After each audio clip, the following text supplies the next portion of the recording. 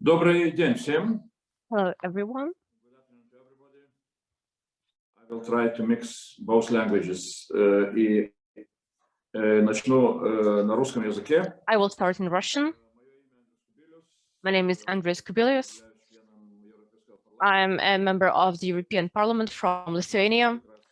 Currently, I am in Vilnius. After a long stay in Brussels. And alongside other responsibilities that I have, I am very proud that in the European Parliament, we have created and established a special forum, which is called European Russia Friends Forum. And alongside our other forums, the Eastern Partnership Forum, we frequently organize seminars on the development of situation in Russia. And with our partners, Boris Nemtsov Foundation and the Foundation for Democratic Development, we have the opportunity to discuss a highly important subject, which I will read in English. Versus Authoritarianism. То есть вся тема посвящена. The entire subject is dedicated to investigative journalism. And I think it plays a particularly important role in countries which haven't yet been able to say goodbye to authoritarianism. Primarily, I mean, of course, Russia and Belarus, and where investigative journalism is known for its investigations carried out by Bellingcat or the Anti-Corruption Foundation and other organizations that we will learn more about today. They are doing what is done by the parliament and the authorities in normal democratic countries alongside civil society.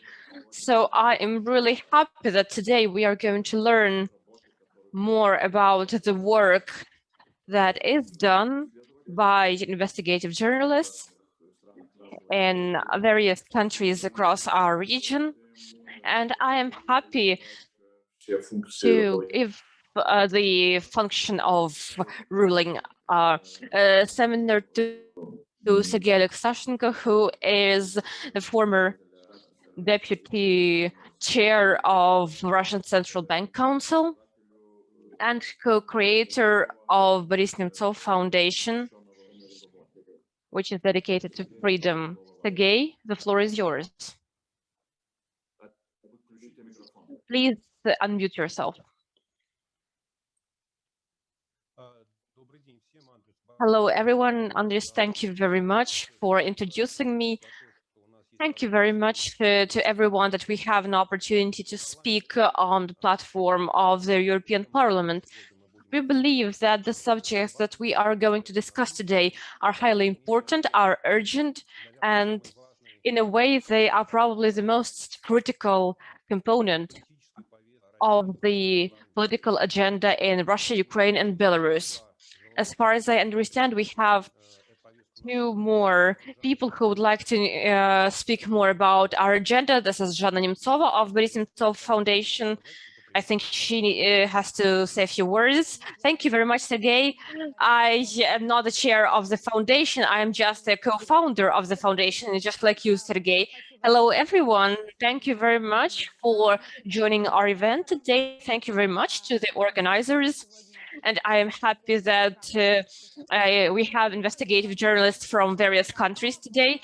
A lot of you probably know that at the end of February, an article came out in the New York Times, which said was entitled "Investigative Journalists Flourished in Russia."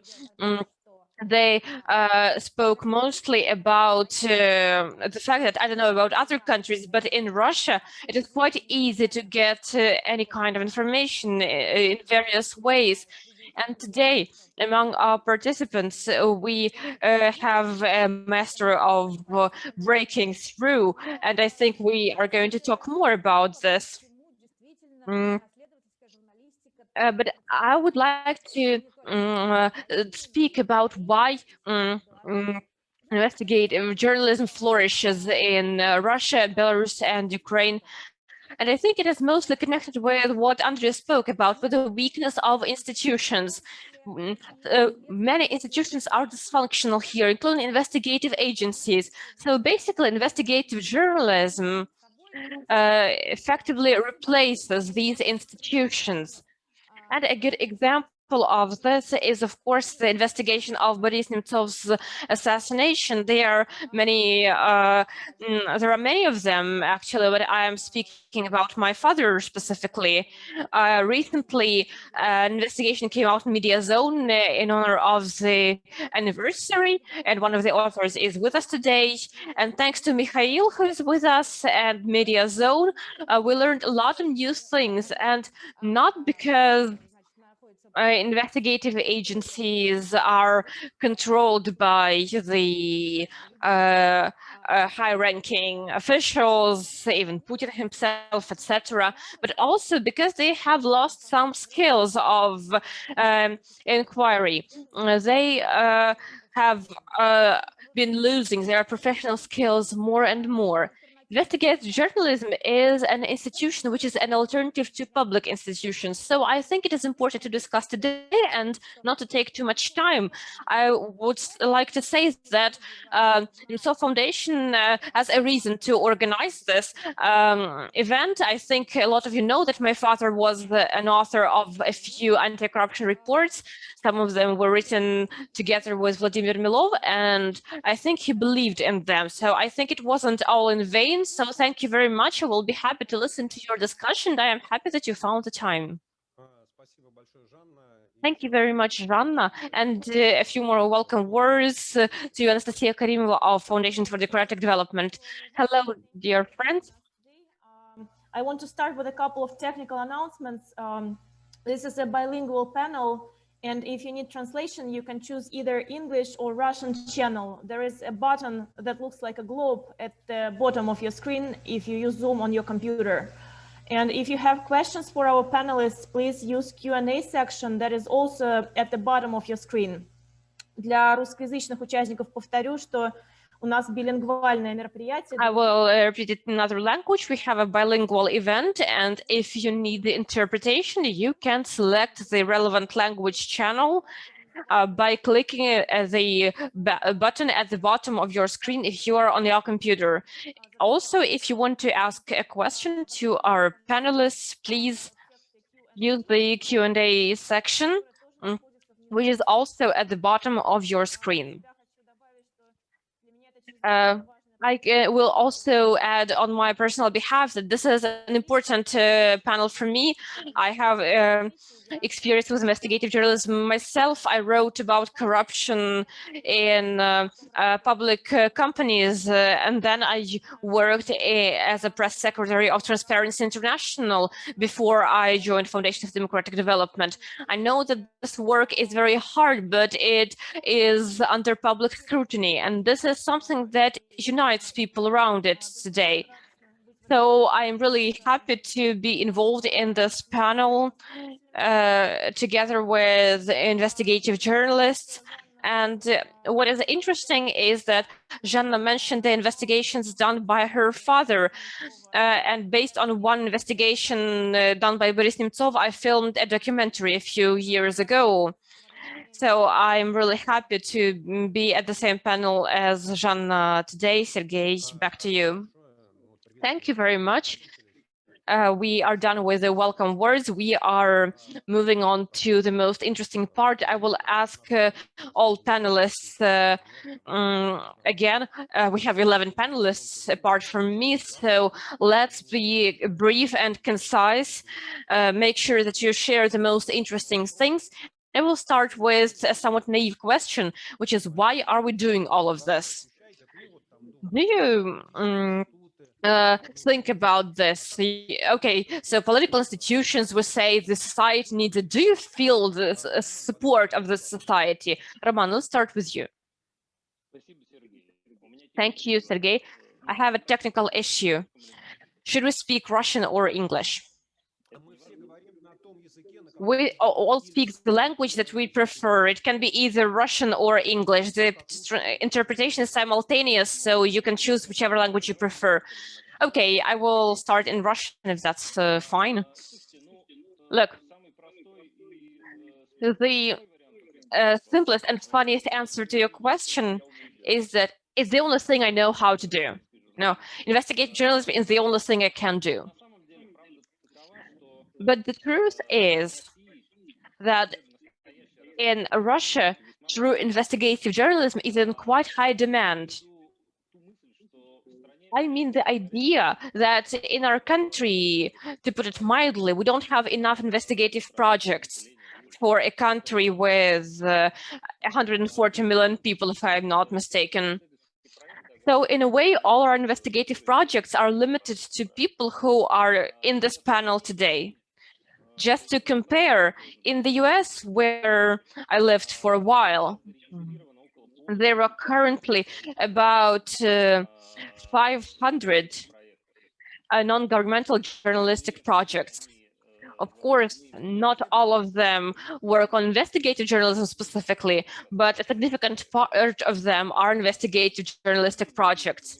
In Russia, on the other hand, if we make effort and count, we will probably just find about 10 people. Another aspect of your question is that people ask, why do it if there is no immediate impact?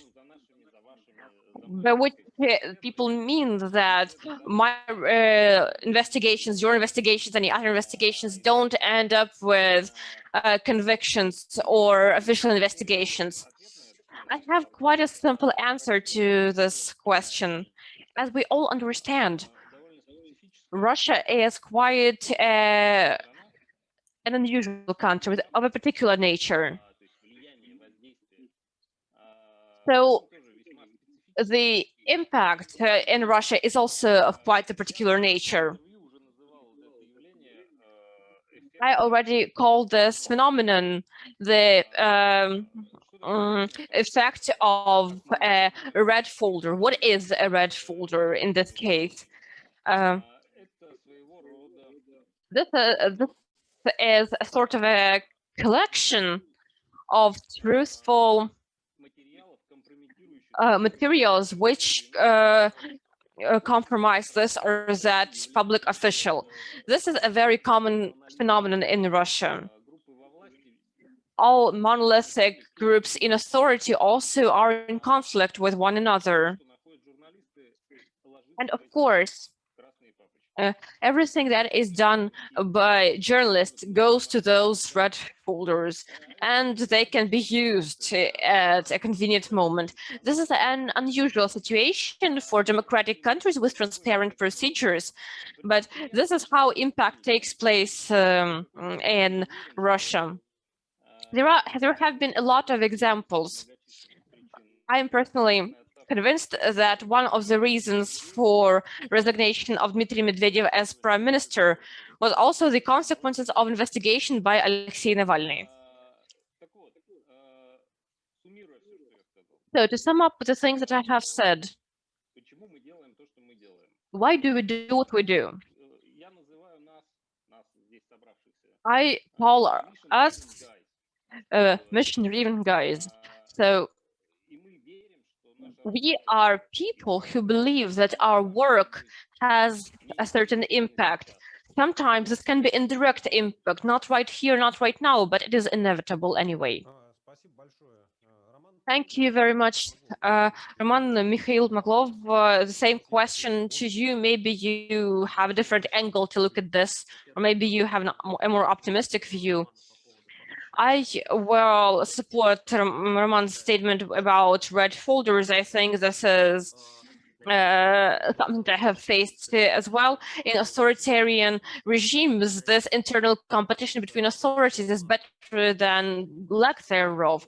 And as for the question of why I do it, first of all, I think that Russia is a European country, and Russia's future is together with Europe, with its values and the rights enshrined in the Convention on Rights. Russian authorities and their inner circle publicly speak about a certain individual way, but based on our investigations, we see that this future is already connected with Russia, with European countries, because these are the countries where they buy real estate, where their children study and live, and they get European passports themselves. For a while, I have been living in Europe as well, and I am not happy with the situation. I'm not happy with the situation when European institutions turn a blind eye to the dirty money that is transitioned into Europe, the money that has been stolen from the Russian people. I don't like the situation when in the relationship with Russia, European politicians only use the political component, but they don't think about the practical aspect. For instance, we can look at sanctions here. The sanctions have been in effect for 7 years, the sanction policy of the West towards Russia, I mean. And there hasn't been a single violation over these 7 years. There has not been any investigation done on it. Okay, there was one in Lithuania which was closed 2 years later, and nobody was found guilty. I don't like non-functioning institutions. And I don't like this flow of dirty money, which also erodes Europe. And I think we need to fight against it in terms of a certain Western institutional model. And based on my personal convictions, this is also my future. And this is the future of a country whose citizen I am. So I think this is the right thing to do, and that's why we do it. Thank you very much. If I may, I will ask Maria Pevchik. Your recent investigation on Putin's palace was watched by 115 million people. So I even saw 160. So if we look at 115 million, that even exceeds the number of voters in Russia. So you achieved fantastic success. What comes next? Do you have any more ambitious goal in terms of making your impact greater? I also wanted to ask, as far as I understand, there are people who don't speak Russian, this audience also among panelists, and there are some audience members who listen this through interpretation. Yes, that's correct. Okay, then if I may, I will probably speak English better to avoid interpretation. I will just answer your question in English, okay? So the question is, what is the next goal for us after we've reached 100 million views on YouTube? And it's pretty clear to me that our next goal is to make it stop. We are a political organization, and we're not about, the number of views, and we're not about, I don't know, selling adverts and things like that. We're a political organization, and we want, well, ideally 1% of those people who have seen the Putin's Palace video to go and protest in the street, and then ultimately to make Russia a free country and free Alexei Navalny, which is something that we focus all our efforts on at the moment. I don't know, well, in terms of views, I don't think it's fair, and I don't think it's right to set this 100 million views as a benchmark now, a benchmark of our success, a benchmark of how many views we should be getting from now onwards. No, we're not going to do that. It would be nice and great if we find, if we managed, one day to reach the same level of penetration into the Russian YouTube audience, but we don't set a goal to get, I don't know, 116 million views on our next video. So it's not only about the views. We are fighting here for a political purpose, or we are politically driven. So in this case, we just wanted to convince those people who have seen our movie to go and protest and to make this stop. Thank you so much. Христа, скажите, пожалуйста. Now, Krista, over to you. You have covered quite a lot of things with Bellingcat investigations. I have this hypothesis according to which you might face a lot of counteraction or opposing forces. What would you say to that? Do use your mic. Unmute yourself, please. Can you hear me now? Your guess is absolutely correct. I don't know how many threats and interferences our colleagues are getting, but we are getting quite a lot, and they come in different shapes. From the direct threats that we're getting from people who send us messages saying, we know where you live, we know who your neighbors are, and so on and so forth, to discreditation attempts. I mean, starting from trolling media, such as Prigozhin's media, who create complete forgeries to try to create an image of Bellingcat as an agent of foreign influence, or as a sort of something affiliated with secret services. That's totally based on forged and faked evidence, completely taken out of nowhere, to actual statements from Ministry of Foreign Affairs, from Katerina Zakharova, from people that represent Russia at the United Nations, completely discrediting Bellingcat in anticipation of our new investigations, and often right after we've published something. But I would say that the most scary reaction we're getting, and the way that they're trying to prevent us from continuing doing our work, is through the extremely cruel attitude, extremely cruel treatment of many of our sources. As many Russian media have written, there's been a sort of a backlash against any whistleblowers or perceived whistleblowers, or even completely innocent people who have been seen by the FSB or the Russian law enforcement as people who helped our investigations. We've followed what's happening to such people, both people who helped us, but also people who didn't help us and are just perceived as people who helped. Many of them have been kidnapped by law enforcement, completely extrajudicially, beaten, tortured, threatened, and told to admit to having helped us in the investigation. Some of them who have nothing to do with our investigation have been forced to admit just to get off the beating. And we're talking about something that is happening in the 21st century in a country that actually wants to be part of the world elite of human rights, of being accepted as a moral leader. And we're witnessing this. So I think, if anything, if we don't take any of the other threats seriously, but the threat of actual people who are perceived to be our sources being tortured, that is a real threat. Thank you.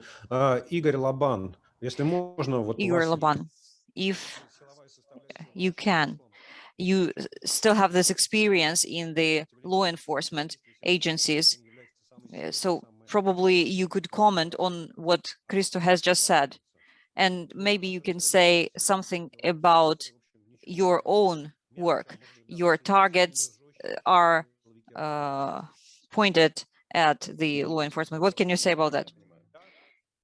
Good afternoon. Let me say a couple of words about ourselves.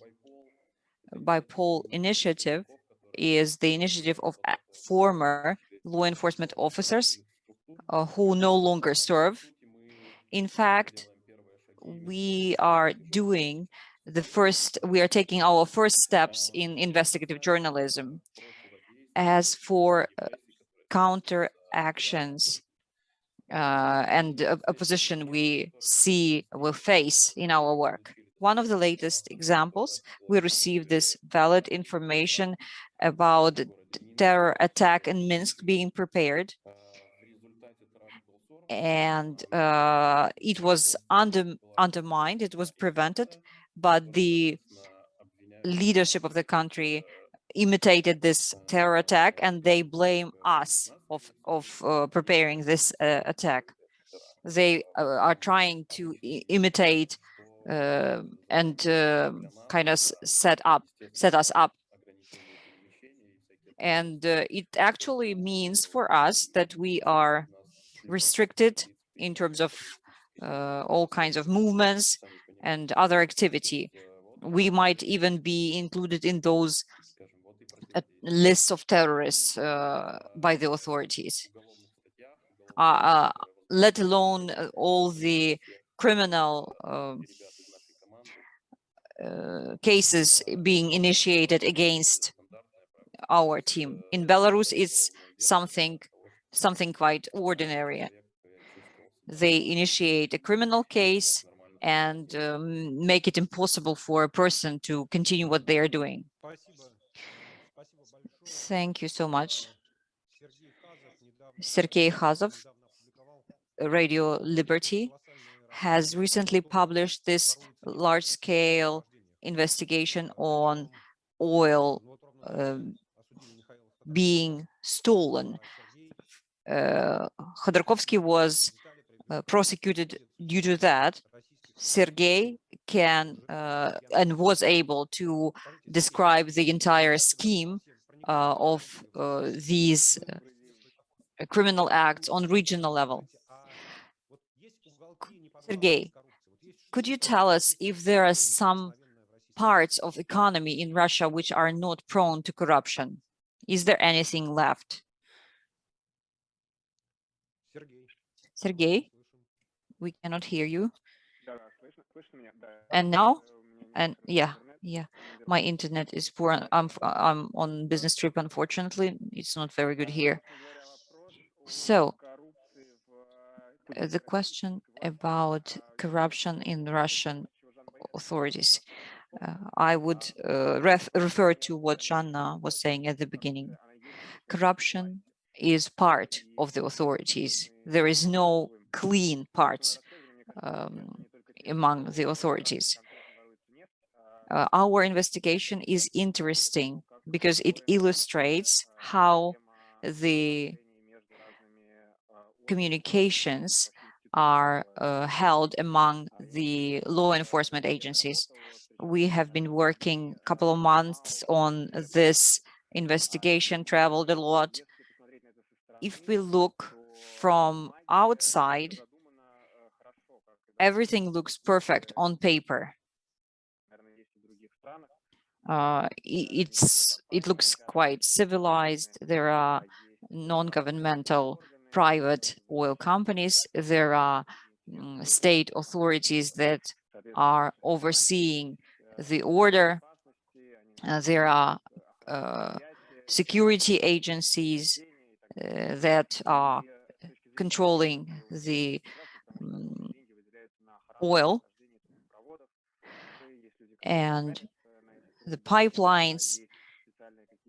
There are certain technologies that enable the security agencies to put special mechanisms into the pipelines, make them travel around the pipes and see where the oil is moving. And people who are involved in that are basically both the state security agencies and private agencies. And also there are some people that are physically on the spot, in the field. What's interesting is that the corruption schemes are pointing towards Moscow. And in fact, the companies that should be protecting their money, private companies, are well informed on what's going on. We have exposed this Vadim Petiletov, who has an interesting background with oil and who was fired after uncovering a criminal scheme. He escaped from prosecution, and the rest of the gang were imprisoned. He now worked with Lukoil. It's a private company that is commercial, and it means that the private companies are stealing from themselves, as well as helping do that together with the law enforcement. I discovered that FSB is the organizing structure for this entire stealing. They don't just get the money from the criminals. They organize this process.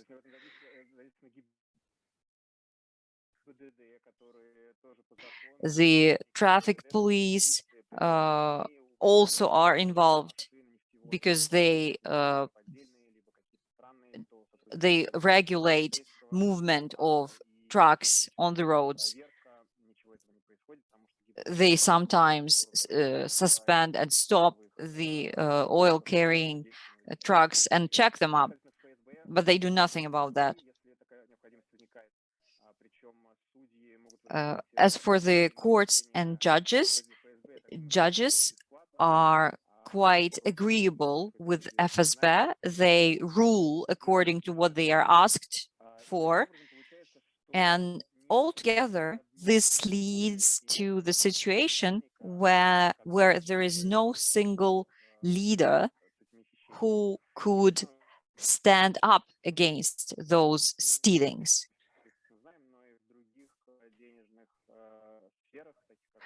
And this kind of organizations are typical not only for oil sector, but also for other sectors. We could expect for an honest leader forever, but that's quite unlikely. Even when there is one, he or she could disappear quite soon, like it happened with one of our sources. So what I'm saying is corruption is the Russian authority itself. Without corruption, there is no authority. They are one and the same. That's what we can observe. Thank you so much. I hear this quite often, that there is Cold War 2.0 between Russia and the West. They say Putin has no ideology, unlike the Soviet times. To me, it seems like Putin's ideology is corruption. These checks and balances are to be destroyed, according to Putin.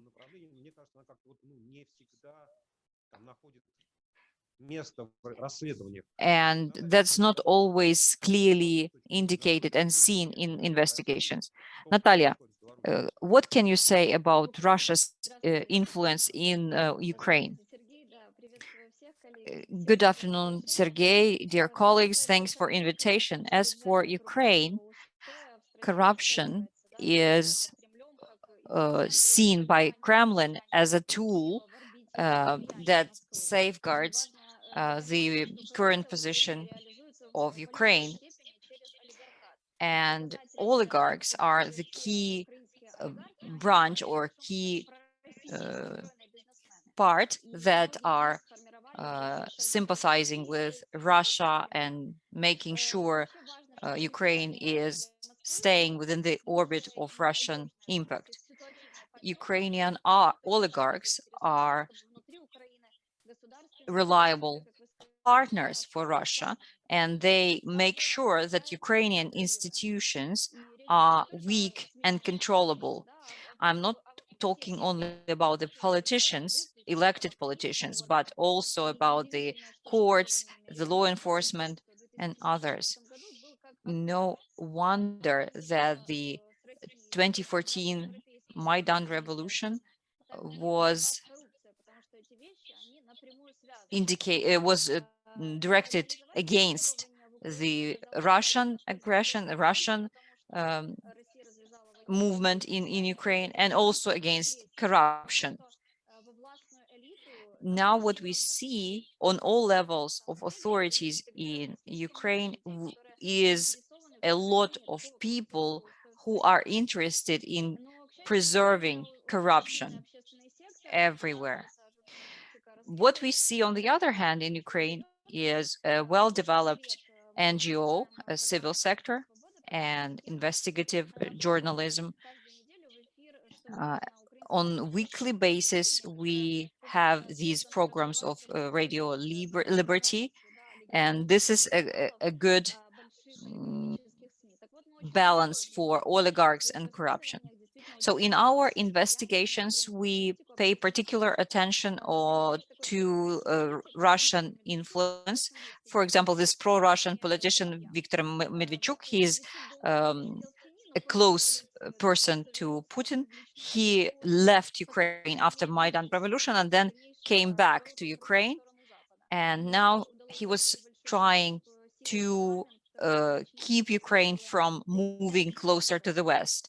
He was preparing the Zelensky, current President Zelensky campaign.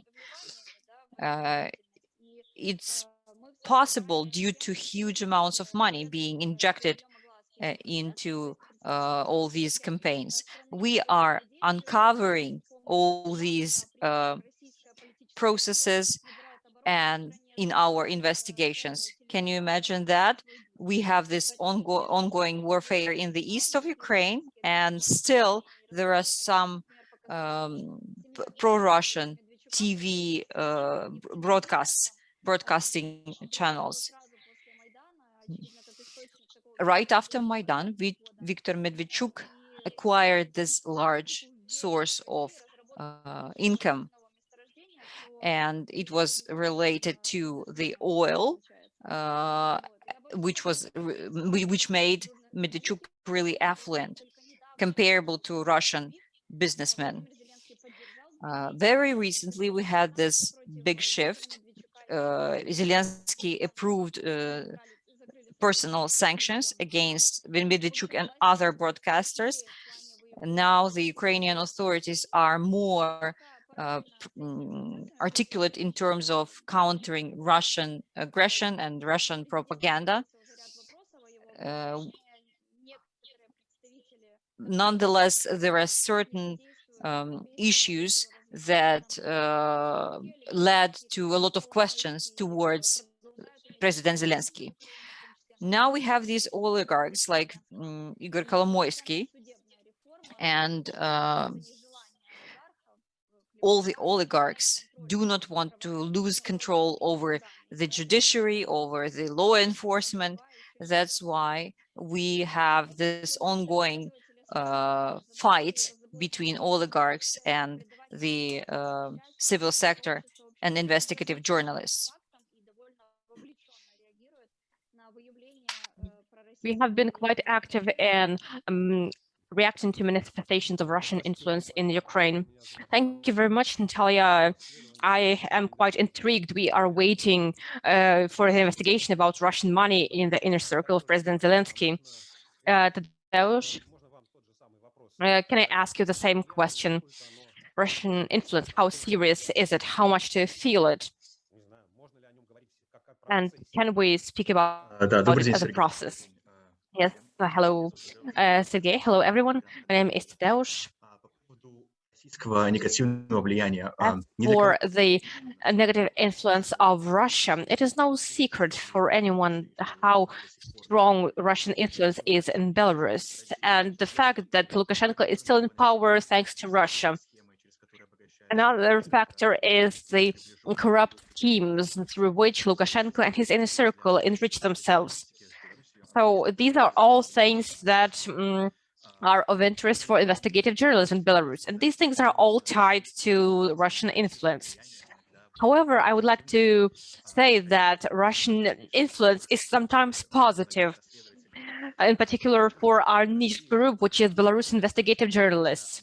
The thing is that in Russia, the work of investigative journalists is simpler in a way.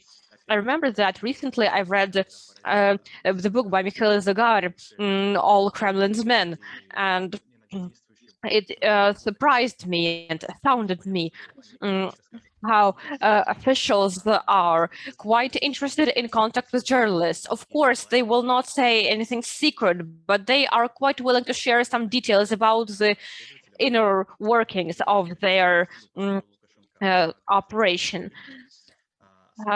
So you can find something interesting there. While in Belarus, the corruption is more systemic and more controlled, and the system is more monolithic.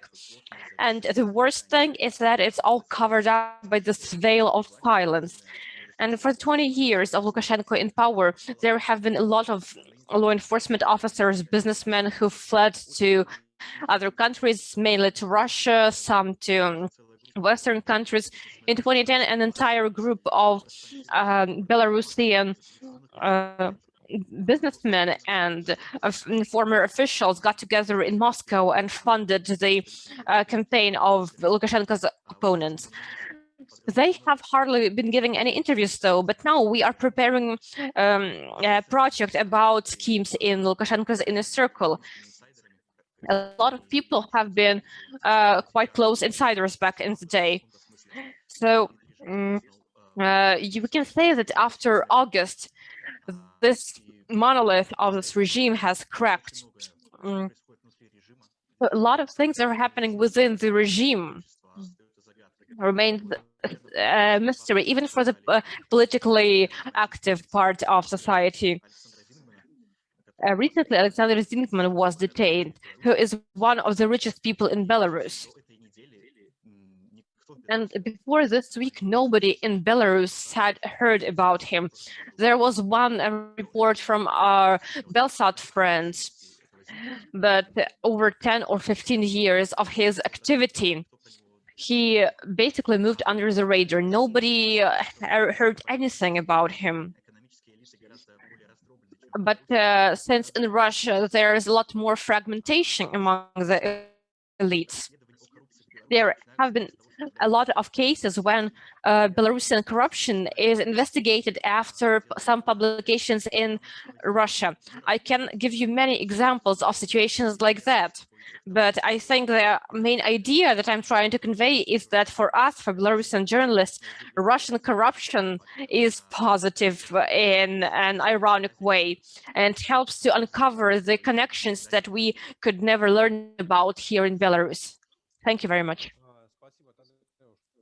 Thank you, Tadeusz. Can we ask you about the situation behind the other part of the metaphorical Iron Curtain?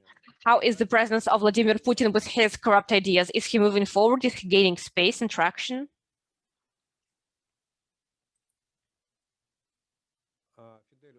Fidelius, could you unmute yourself, please? I'm sorry, I've been thrown out of the conference just when I was supposed to start. Did you ask a specific question, or do you want me to speak about Yes, the preset topic? Yes. I wanted you to say about Russian influence, Putin's corruption idea in the Western Europe. How do you feel it, and how important is this process? How can you or we resist it? Big thing. Most certainly my home country is Germany, as you can tell by my accent, I guess, and that I work for Der Spiegel.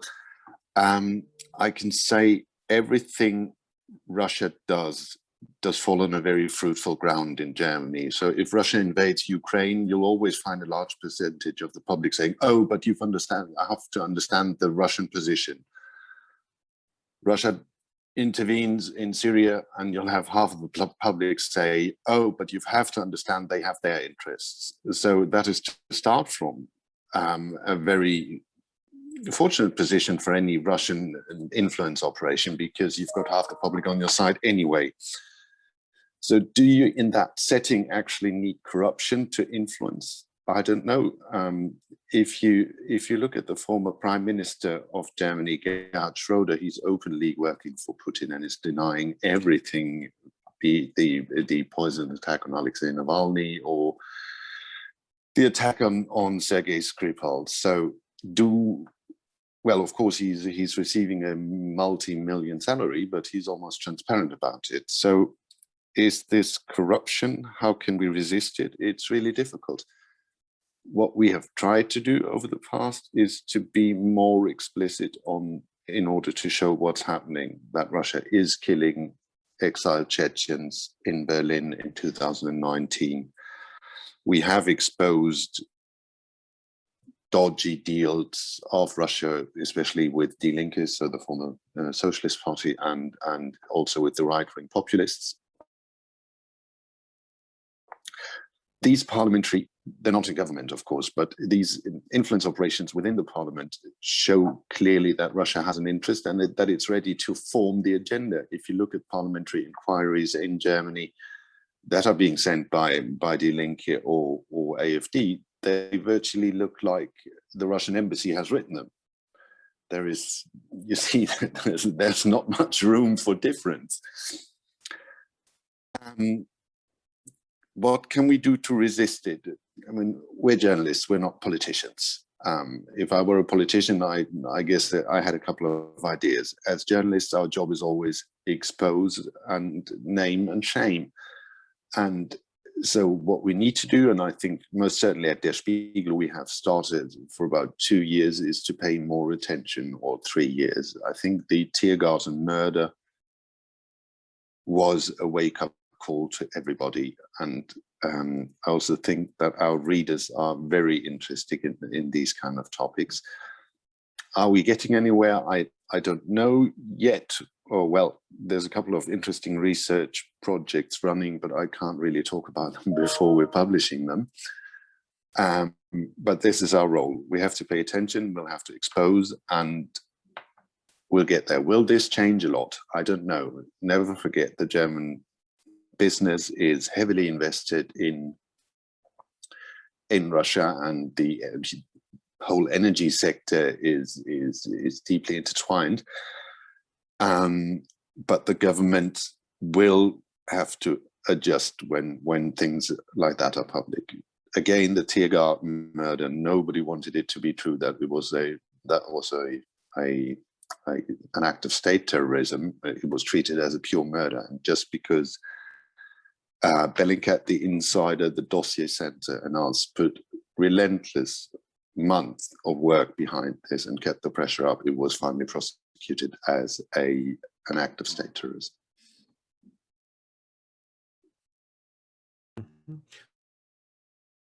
Okay, thank you. Сергей Харитонов, а можно вас попросить на ту же самую тему о российском влиянии? Could we ask you to speak about the same subject of Russian influence? Yes, colleagues, thank you very much for your invitation. I completely agree with Tadeusz that in a lot of ways, to a great extent, what we observe in Belarus today is connected with Russian foreign policy, and the reason why Lukashenko is still in power is Russian funding, Putin's funding of this politician who can now be called the former president of Russia. As for Russian influence, yes, we have noted the influence of Russia during the August events in Minsk and in Belarus. Overall, because this was not just a protest in the capital, it was also in regional cities, which Belarus had never seen in its independent history.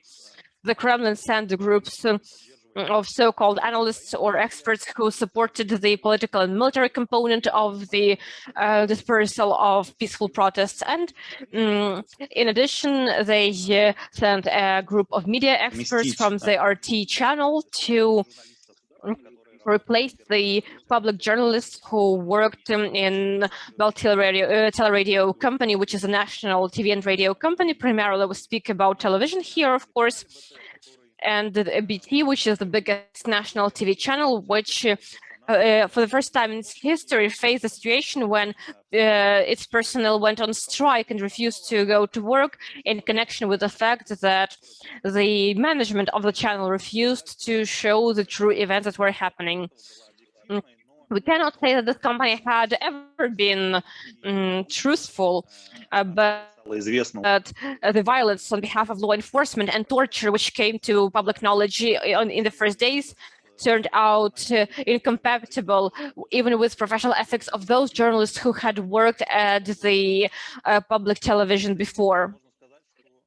So we can say that the agenda put forward by the public television in those first days had a great impact on the mindset of even law enforcement. And it was thanks to Russian effort that Belarus had 30,000 inmates in the past 7 months, and it was because of this influence that we learned about over 2,000 cases of torture towards the activists perpetrated by the Ministry of Interior, the security services, and so on, in violation of the Belarusian legislation. And of course, it should be noted that Russian influence remains. We still see that Belarusian public television completely copies all the narratives of the Russian television, and in a way it has turned into the subsidiary of Russian state propaganda, which is very similar to the concentrated propaganda which we can see in certain areas of Donetsk and Luhansk Oblast in Ukraine. As for investigative journalism in Belarus, interestingly, for a long time, as Tadeusz pointed out, the Belarusian government system was highly closed off. And this was not only about the insights provided by officials, but also information which even media refused to publish because it was basically unsafe. Over the past 6 months, there were over 500 cases of kidnapping and detainment of Belarusian journalists. This is completely in line with the notion of enforced disappearance. So we cannot say about any objectivity. It is dangerous to be an investigative journalist. It is dangerous to work as a journalist in general. It will speak not about some everyday danger, but it is putting lives in jeopardy. A lot of journalists were hurt during the August events. A lot of them were targets for special services. This press vest was not protection, but instead a red flag that helped special security services, especially the Alpha unit and Almaz unit, to identify their primary targets. They shot at this vest openly at short distance. Is it part of Russian influence? I would assume so, because ahead of the protests, Russian experts were helping Belarusian security and law enforcement agencies to support not only their morale, but also their standards of hitting the target that you can identify during peaceful protests. So that is just to be brief. Thank you very much, Sergei.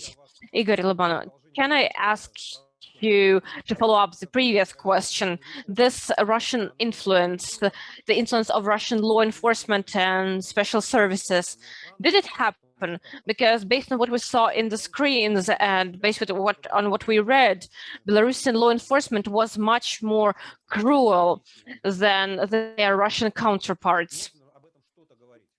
Can we compare the two? It is quite simple. We don't have any convincing evidence of the influence of Russian special services on Belarusian ones. At the same time, we can evidently say that they worked with special cruelty because they received permission to do it.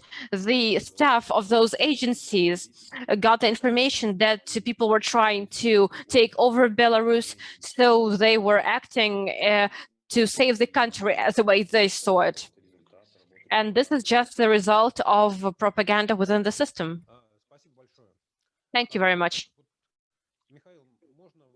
Mikhail, can I ask you a question?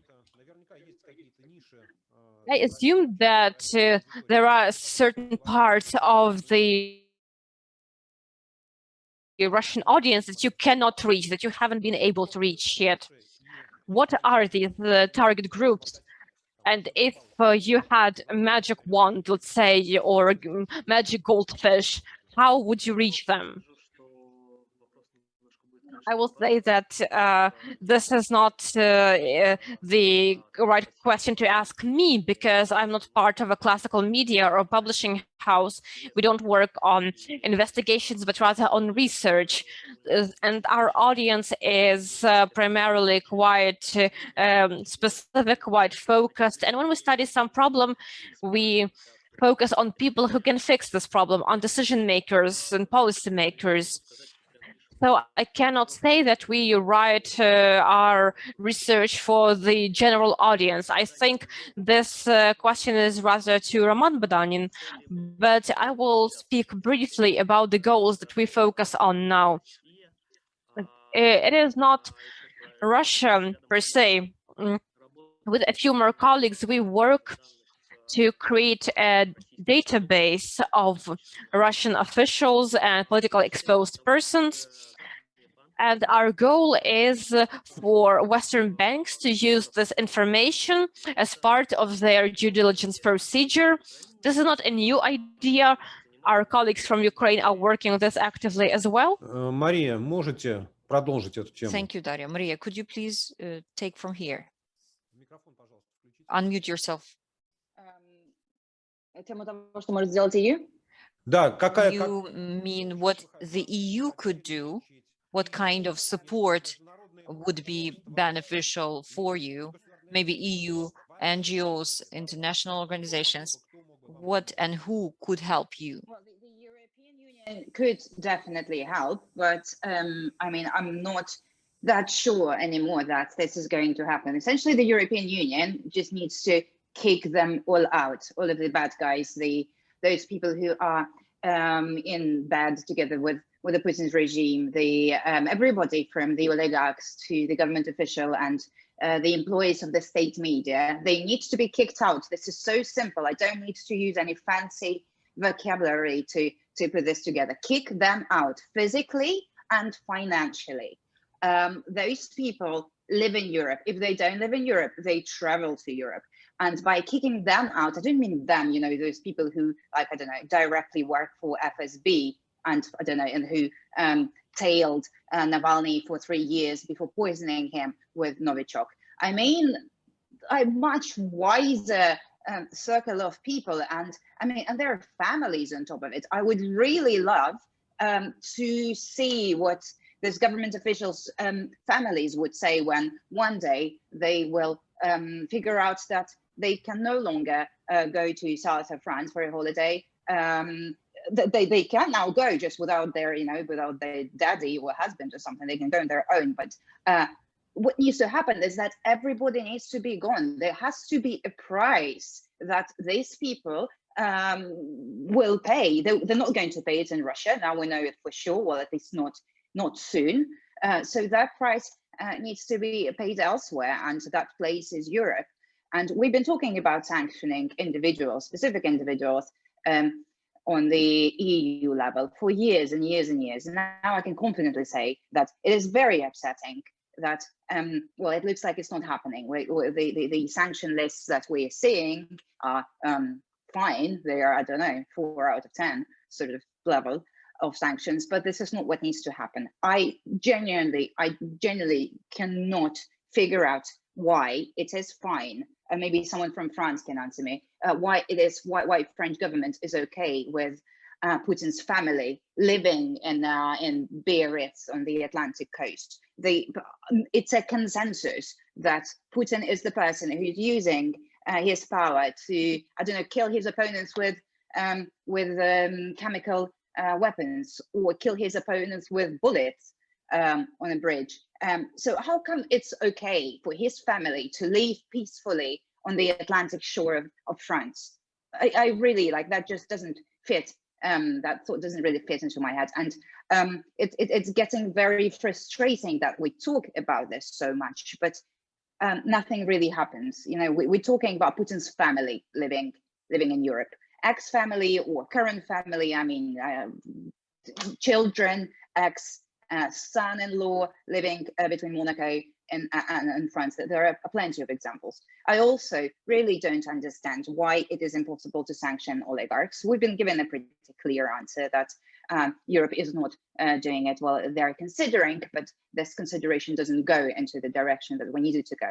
And I also don't understand, I've been looking into is Usmanov's whereabouts in the last week. He's all over the place. He is in France, he is, I don't know, he's in London, he's in Switzerland, he is here, he's there, his boat is parked in Spain, then his boat goes to the Mediterranean coast. Yeah, it's like, how is it fine? The European bureaucrats, the European institutions really need to figure out the link that if they want to fight Putin, if they want Putin to change, go away, whatever, they need to remove his source of well-being, the source that his regime is sitting on, which is money. And this money, they are in Europe, oligarchs are sponsoring Putin. Putin's friends who he made oligarchs, those people who have Finnish citizenships, they own like half of Helsinki real estate, and many other examples. Oligarchs are also, Putin is no one without oligarchs. And I wish I could explain it to everyone who is responsible for policy making and for sanctions policy making in Europe. I'm ready to tattoo it on my head. Just sanction oligarchs. This is what needs to happen, and this is the only help that we are. Well, we actually are demanding it. We don't need anything else. We don't need any political support. We don't need statements of deep concerns. This is nice to have, but not crucial. We want the people who sponsor Putin's regime. I want those people to be out of Europe and preferably cut off from their bank account and their other financial assets. Thank you. Спасибо большое, Мария. Tadeusz, что вам нужно? Thank you so much, Maria. Tadeusz, what would you like to get? Daria was absolutely right about oligarchs Vorobey and Alexei. They have these correspondent banks in the EU. More than that, one of them has a legitimate business in Latvia, this oil refining plant in Latvia, in brewery. So despite a lot of steps taken by the EU, Belarus does not feel, in fact, real support.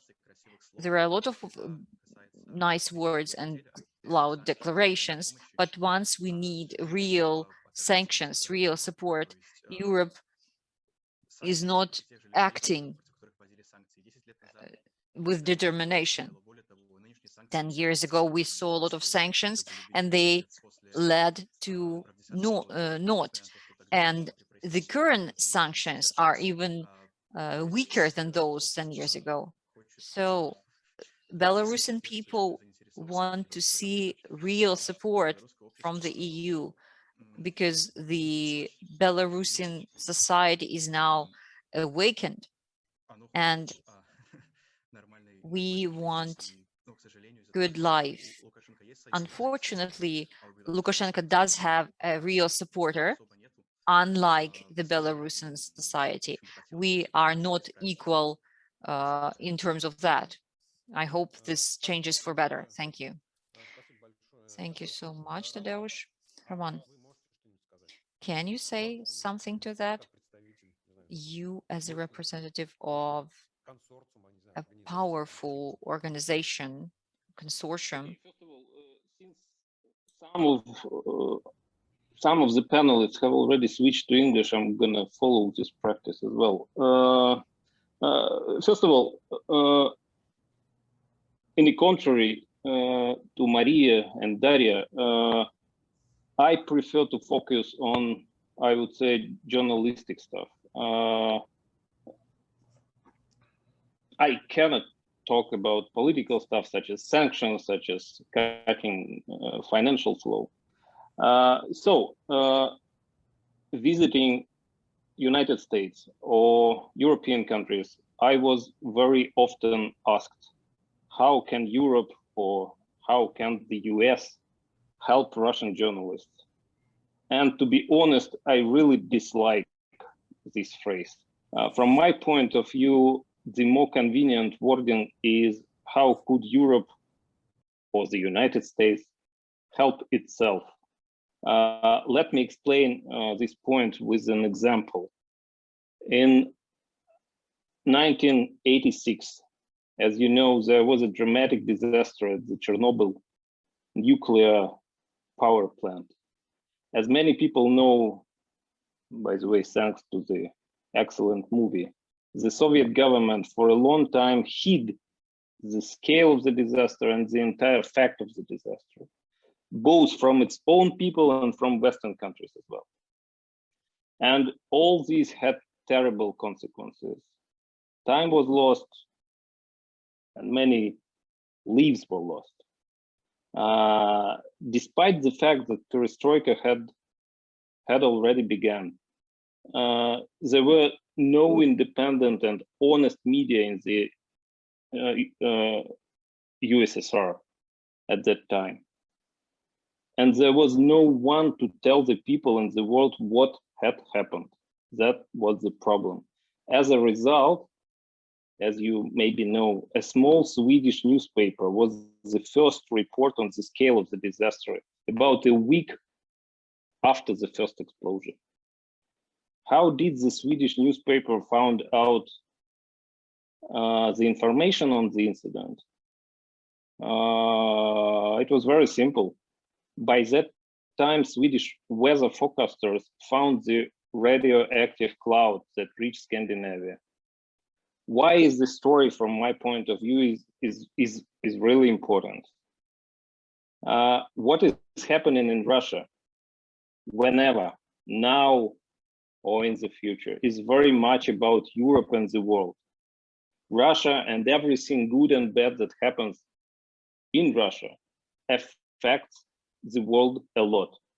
So the only question that matters here is, how can European countries help themselves with a free press in Russia? And the answer is also quite simple. We need a European audience. We need European readers and watchers to be interested in what is happening in Russia. Read and watch what we do. The more people who know the truth, the more people are aware of what is going on in Russia, the better for us and safer for us as journalists. Роман, можно встречный вопрос как бы в продолжение? Roman, can I ask you one more follow-up question? Why wouldn't we partner up with the Western media more frequently? We do collaborative work a lot. I mean, we are always open to any collaboration with any European trusted media organizations. So, and it's one of the most fruitful ways to reach the foreign audience. You are completely right. Окей, спасибо. Наталья Седлецкая, вы еще с нами? Я вас не вижу на экране. Да, если можно, продолжите, пожалуйста. Natalia, are you with us? Could you please take over from here? Yes, Sergey, I agree that it's not up to journalists to ask for support from official institutions, but in fact, in practice, the results of investigative journalism become a ground for further developments.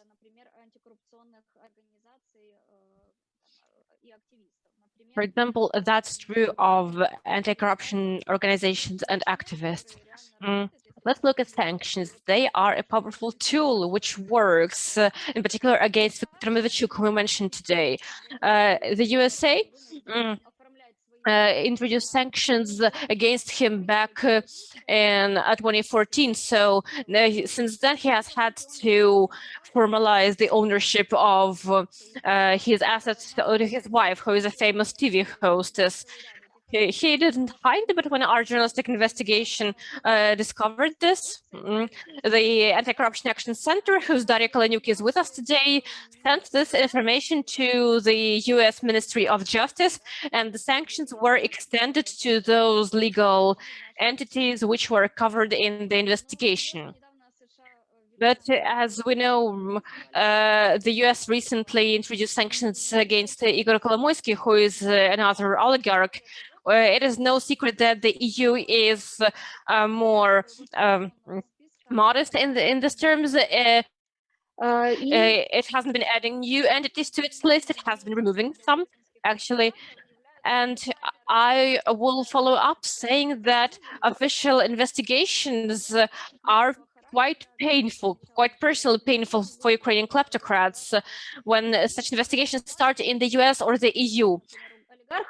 Historically, the business of Ukrainian oligarchs was focused on Russia, but they all prefer spending their assets in the West. And investigators of our program also do quite a lot to find some property, villas, mansions, and so on in Western countries. The inability to handle their property and the inability to move freely are quite painful. Because of the FBI investigation, Dmitry Firtash, who is also an oligarch, has been in Vienna for a few years already, unable to go anywhere. Some of our investigations have been done together with other journalists, including journalists from other European countries.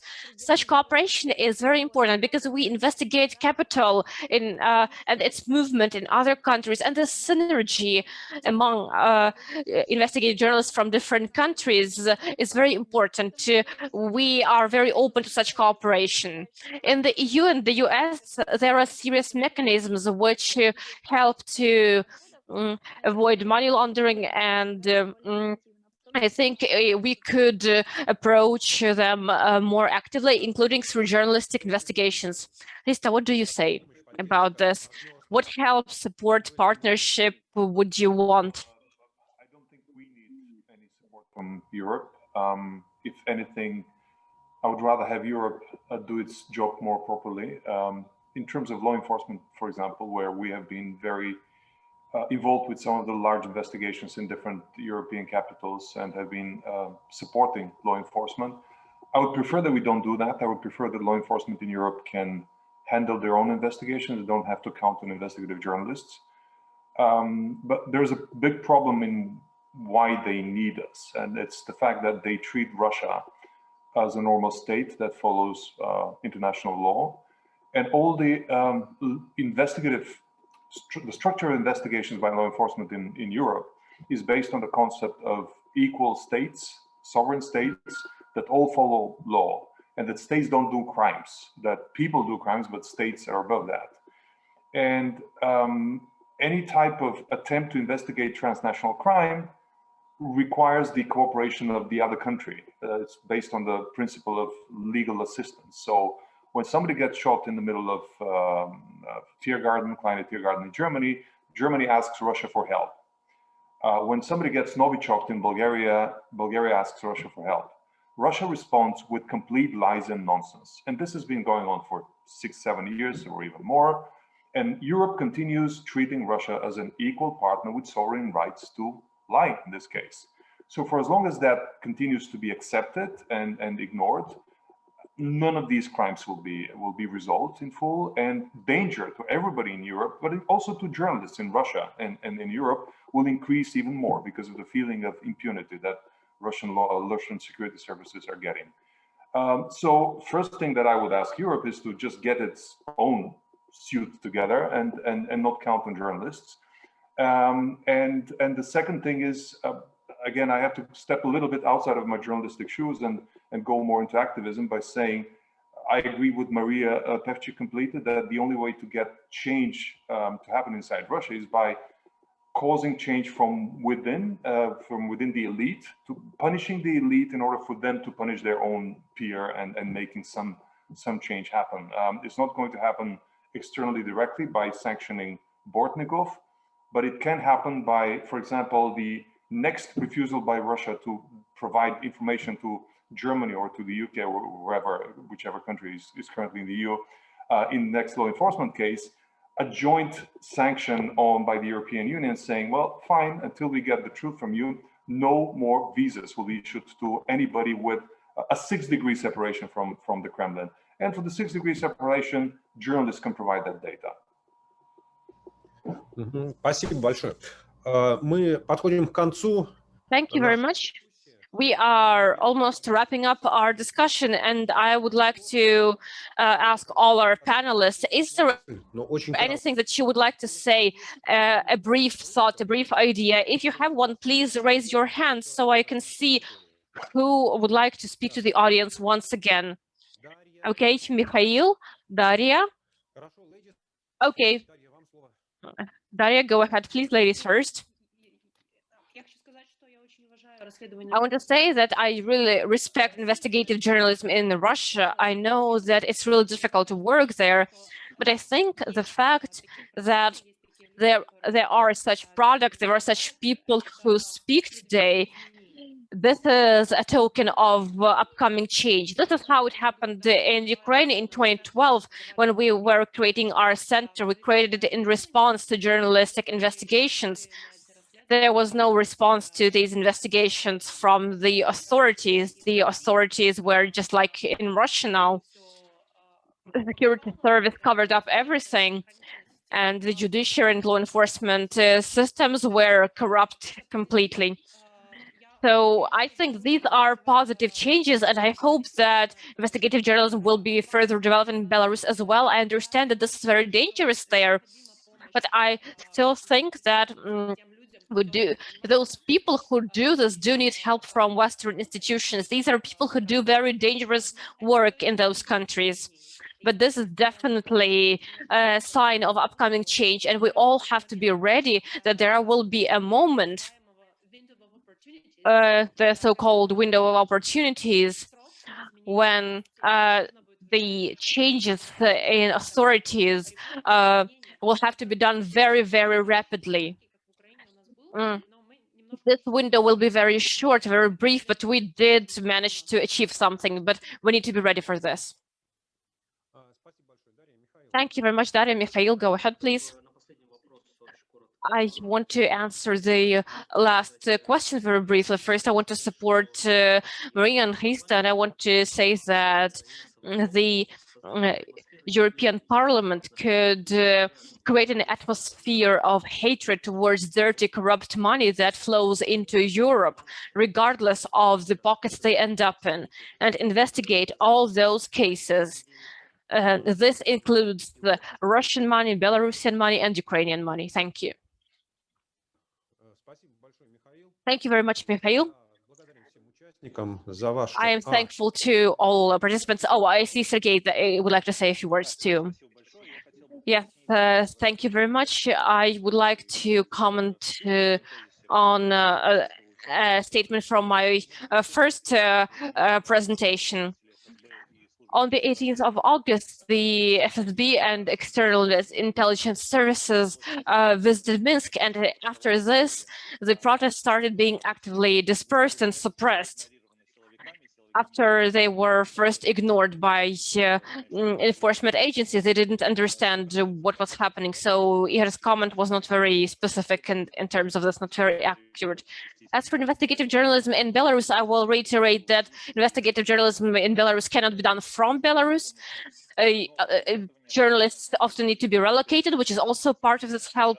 But it is also very important that the US and the EU have a joint position on Belarusian oligarchs, and those pockets of Lukashenko that have been mentioned by my colleagues are only a small part of Belarusian oligarchs who have ties to the West. So it would be great if words were in line with action and if there was more action. Thank you very much. I don't think anyone else would like to say anything. I am very thankful to all the participants. It was really interesting, and I have 3 conclusions. The first one is that it's not just you who do investigations. The panel is quite limited, but there have been other people who have done this, and it's important. Among questions, we also had this, is it dangerous that investigative journalism becomes political in its nature sooner or later? Yes, indeed. You replace political institutions in a way, but we all understand that the situation in Ukraine is different because despite all limitations, Ukraine has something akin to democracy with representation of various interests, even if they are oligarchic interests, since oligarchs also fight amongst themselves and give some opportunities for other interests to manifest themselves. In Russia and Belarus, this pluralism is much more challenging, and whether you want it or not, you do manage to replace those institutions. From what I heard, none of you is going to stop their work, so we are going to look forward to your further investigations, to your future upcoming achievements. And I hope that not only our listeners, but everyone who participated heard something important and useful for themselves. And the last thing is that despite the Iron Curtain that is being built by Putin between Russia and the rest of the world is united. And Russia is definitely part of Europe, part of the Euro-Atlantic civilization. And in this respect, I would like to express my concern. I think that it is this regime is quite successful in spreading its destructive ideas to the European space. One of the ideas that has been mentioned by many participants is that Western politicians have to do their work, not so much helping the investigative journalism in Russia, Ukraine, or Belarus, but helping investigative journalism by making certain decisions in Europe in order to stop these corrupt and destructive ideas from getting into the European space. Here I will give the floor to Andris, who will sum up the political part of our discussion. Thank you, Sergei. I have nothing to add to this very important discussion. And I think that the question is not how we from European Parliament can assist investigative journalism in Russia, in Belarus, Ukraine, but how investigative journalism in Russia and Belarus and Ukraine can assist us in European Parliament, in European institutions, really to bring some kind of more effective instruments which would help transformation of Russia towards more democracy, more transparency, and so on and so on. The same with Belarus. So that is why I see really that our cooperation could be long-lasting. Really, I see a lot together with my colleagues, with Vladimir Timoshevich, whom I would like to ask, to say a few words. We are, for example, preparing a special report of European Parliament on Russian developments. And we started to look more deeply into sanction policy of EU. I see a lot of weaknesses, how to collect evidence, who is initiating, how to make it more centralized, and so on and so on. And again, you should look. I agree, that you are doing your job, and you are doing that job in a very effective way. But you have 2 audiences. You have one audience is Belarusian, Russian, or Ukrainian people. Another audience is in the West. And that is where I see really, that we need to look how to use your investigative job, your results of your investigations in a more effective way, trying really to convince what Europe and what the whole democratic community needs to do in order really both to defend themselves, to contain the threat which is coming with, as some experts from Atlantic Council are calculating, 1 trillion of dirty money which are flowing from Russia to all the world. 1 trillion, not billion, but 1 trillion, US dollars. No, that is what we need to do. But now I would like, before we shall end to know our conversation, I see two my colleagues, and first of all, I would like to ask Vladimir Simoshevich from Poland, from Social Democrats, to say a few words on this topic. Thank you very much, Andrius. Thank you very much. I would like to thank all panelists. This was not just interesting, but also highly important. About the significance of investigative journalism. This is, of course, evident, and it has been so for quite a long time. If there was no Bob Woodward, Carl Bernstein, there wouldn't be Watergate, and the modern history of the United States would probably go different way, a little bit different way.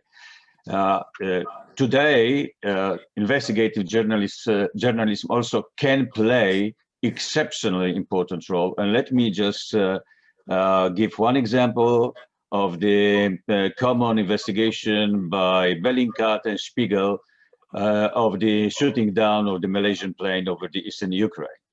I understand that then Bellingcat was under, let's say, kind of attack by Russia, but everybody who read the results of that investigation could find them very, very convincing. And that was enough to be a person of a common sense to understand what were the facts, who were the perpetrators, and who was to be blamed to be responsible for that. That was exceptionally important investigation. And I know that this is being continued also in other areas. I understand that this kind of job sometimes is very risky and even dangerous. And if you allow me, I would like to take this opportunity to remember Anna Politkovskaya, who paid the highest price for being that kind of journalist. My second comment, I want you to know that half a year ago, European Parliament decided to create a special committee called INGE. It is a committee responsible for studying the problem of foreign interference in our political procedures, in our political systems, including misinformation. I am the member of this committee. I am vice chair of it. It was created for a year, but we are, despite our very intensive work, we've been receiving so much information, especially related to Russian activities, that we already asked for half a year more to work and to prepare not only, let's say, description of the situation, but also conclusions and proposals what should be done, not just to be witnesses of the situation, because Russia not only tries to corrupt politicians, to corrupt political systems, but also using new technologies, techniques of communication with the people, spreads false information, misinformation, achieving then that kind of results that if Russia goes to Syria, as it was said here, half of the public opinion in Germany believes that Russia has some justified interest in Syria, etc., etc. To some extent, this is the result of a long-term projects of misinforming, using false arguments, explanations, and so on and so on. So that's my feeling, that Europe starts to understand much better the dangerous character of the present situation and the dangerous results of activities by some other countries, not only Russia, also China, also Iran, some other, but Russia is most active, at least in Europe. And we treat that very, very seriously. And that understanding of the significance, of the importance of the situation is really growing. I see it. So in probably 6 to 10 months from now, you can expect very concrete proposals by that committee. And we are meeting with experts, analysts. We are meeting with investigative journalists. We had very interesting conversation with the head, with the chair of Bellingcat, etc. We met Khodorkovsky and his people, who told us about his investigations concerning Russian activities abroad, etc., etc. So the situation is not like it was, let's say, a year ago. or more, and there is some hope. Thank you. And I will ask Petras Uštrevičius from Lithuania, also from Liberal Group, Renew Group in European Parliament. Petras, floor is yours. Thank you, Andres, and thank you all speakers. Indeed, very interesting and very professional exchange on an interesting issue. Well, in fact, there are very big expectations from this INGE, so-called INGE, Special Committee on Foreign Interference in all democratic processes in the European Union, including disinformation, outcome. I don't know, I mean, to what extent it will deliver. It's another issue. I mean, if you go deep and wider, so you see lots of uncharted territories in this regard. But the political will to investigate on EU side, I mean, to look into kind of information mirror, it's already a very appreciated attempt. On one thing I would really agree with you is that investigative journalism from Eastern Europe should work hand in hand with the so-called Western investigative journalism. Otherwise, I mean, it's sometimes really difficult, I mean, to catch those who are indeed, you know, having dirty hands. And for me, for example, this Neue Zürcher Zeitung, I mean, a report on Swiss prosecutors, all right? Those Swiss prosecutors who've been, you know, having good time on Baikal Lake with Russian ones, went for hunting, and had a good time, I mean, in Russia some time ago. All of a sudden, they make kind of face cleaning exercise and, you know, disregard any Bill Browder's attempts to not to let those stolen money being sent back to Russia. I mean, is that accidental? No, it's not, because those people, you know, I mean, they are part of the gang, I would call it. And this investigation should be from both sides. And I'm not really sure, I mean, which side helps what more, East and West, or, I mean, West and East in this regard. But we have to do something more. And so that I would call it a joint exercise, a very much joint exercise. And in fact, we have to support Eastern European, I mean, Russian, Belarusian, Ukrainian investigative journalists as much as possible. I don't know, I mean, what are your expectations, not just from, you know, appreciation and readers list. We do read you, I mean, we do follow you and see each and every piece of your information, but do you need something extra from the European Union side and in particular from the European Parliament side in order to something more? I mean, we will not write text instead of you, but maybe something is missing. So that's why I call on you not just to investigate the stolen money in Russia or Belarus, as well as in Ukraine, not to mention Moldova, which is a small but quite intense place and country in this regard, but to go after those who are very willing and interested to cooperate on the Western side. Only then we will disclose the whole picture of this thieves, kleptocrats, you know, autocrats system, which can't survive, I mean, one without another in this regard. Thank you, Andrews. And thank you for keeping us busy. Okay, thanks a lot, Petras. And really, that's, That's probably it. and I would like to thank everyone. We would be paying a lot of attention to this topic.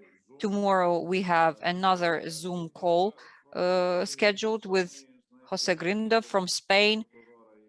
He's a prosecutor, and Bill Browner. We are going to discuss tomorrow this special investigation the Russian corruption scheme. So that's what we are going to do in the nearest future.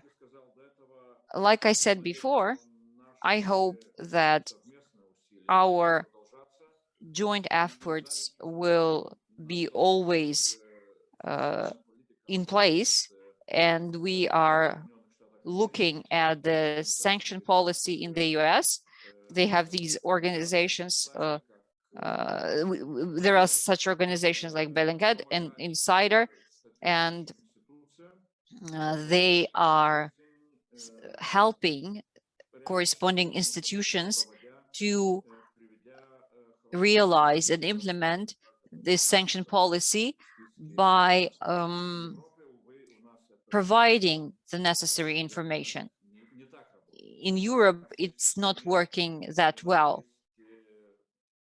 We still have a good example. We have you, if I can say so. I mean, Bellingcat, Insider, and others. And I hope that we will be working more efficiently on the sanction policy in the EU. Thank you, Zhanna, Anastasia, Sergey. That's it from our side. Thank you, everyone.